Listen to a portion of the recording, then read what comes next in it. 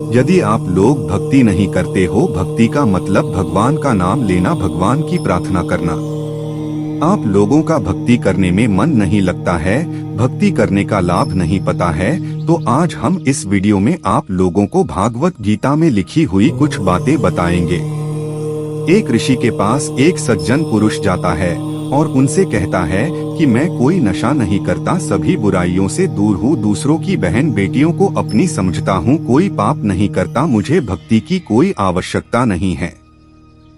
लेकिन सत्संग में ऐसे ऐसे पुरुष जाते देखे हैं जो प्रत्येक बुराइयां करते थे, बदनाम थे, क्या उन लोगों को भक्ति से कोई लाभ होगा? सज्जन के प्रश्न पर ऋषि ने जवाब दिया कि जैसे 2 एकड़ जमीन है, 1 एकड़ को बांधकर सवार रखा है, यानी उसके झाड़ बोझड़े घास काट कर हल या ट्रैक्टर से गुड़ाई करके साफ सुथरा कर रखा है और बीज बोया नहीं। दूसरे एकड़ जमीन में सब खरपतवार, झाड़ बोझड़े तथा घास अड्डा खड्डा हैं, तो दोनों ही व्यर्थ है।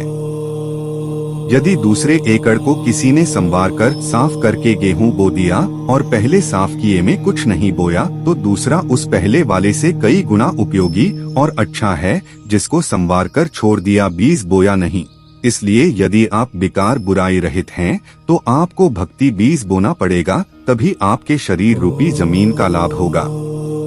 जो बुराई करते थे उनको ज्ञान हुआ और बुराई त्याग कर भक्ति करते हैं, तो उन्होंने अपने जीने की राह बदल ली, साफ कर ली, उनकी मंजिल निकट हो गई।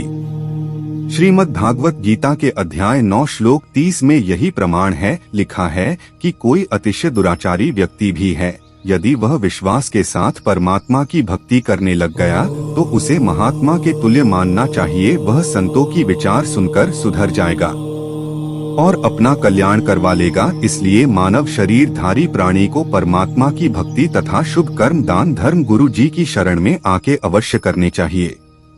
परमात्मा जी ने समझाया है कि यह मानव शरीरधारी प्राणी, यह मानव जन्म स्त्री हो या पुरुष, बहुत कठिनाइयों से युगों पर्यंत प्राप्त होता है।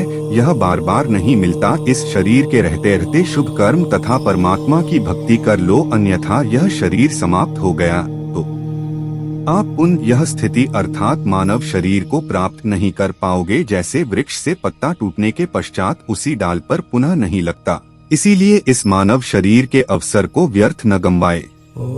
महात्मा जी ने फिर कहा है कि मानव जीवन में यदि भक्ति नहीं करता तो वह जीवन ऐसा है जैसे सुंदर कुआं बन रखा है, यदि उसमें जल नहीं है या जल है तो खारा पीने योग्य नहीं है, तो उसका भी नाम भले ही कुआं है, परंतु गुण कुओं वाले नहीं हैं। इसी प्रकार मनुष्य भक्ति नहीं करता तो उसको भी मानव कहते हैं, परंतु मनुष्य वाले गुण नहीं हैं। पूर्व जन्म में किए हुए शुभ अशुभ कर्मों तथा भक्ति के कारण कोई स्वस्थ है, वह अचानक रोगी हो जाता है और लाखों रुपए उपचार पर खर्च करके मृत्यु को प्राप्त हो जाता है। कोई जन्म से रोगी होता है और आजीवन कष्ट भोग कर मर जाता है। कोई निर्धन होता है, कोई धनवान ही जन्मता है। किसी के लड़के लड़की होते हैं तो किसी को संतान प्राप्ति ही नहीं होती।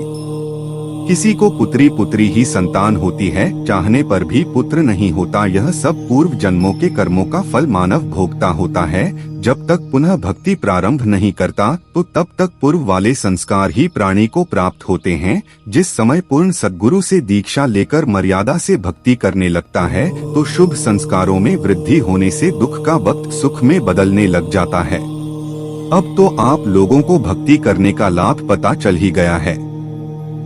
यदि आप लोगों को सनातन धर्म और हमारी संस्कृति के बारे में जो कुछ भी जानना हो, हमें कमेंट बॉक्स में जरूर बताएं। और आप लोगों को आज का ज्ञान अच्छा लगा हो तो वीडियो को लाइक और चैनल को सब्सक्राइब कर दीजिए।